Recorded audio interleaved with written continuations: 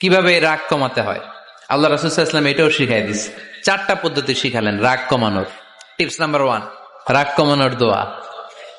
সহিহ হাদিস। ওই সাহাবী যদি এই বাক্যটা পড়ে তার রাগ কমে যাবে। বাক্যটা হচ্ছে আউযু বিল্লাহি মিনাশ শাইতানির রাজিম।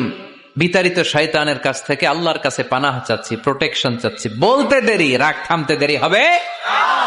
টিপস নাম্বার 2, তোমাদের যখন প্রচন্ড রাগ চলে আসে, বেশি যখন তোমরা রেগে যাও, তখন কথা বন্ধ করে চুপ হয়ে যাও। 3 number tips, lower your action. আপনার অ্যাকশনকে কমায় দেন, কিন্তু আমরা ওই সময় মারি ডাইরেক্ট অ্যাকশন। আল্লাহ রাসূল বললেন lower, minimise your action. 4 number tips শোনো, ইন্নাল গাদাবা মিনাশ শাইতান, নিশ্চয়ই রাগ আসে শয়তান থেকে। ওয়া ইন্নাশ শাইতানা খুলিকা মিনান নার, শয়তান তৈরি আগুন থেকে।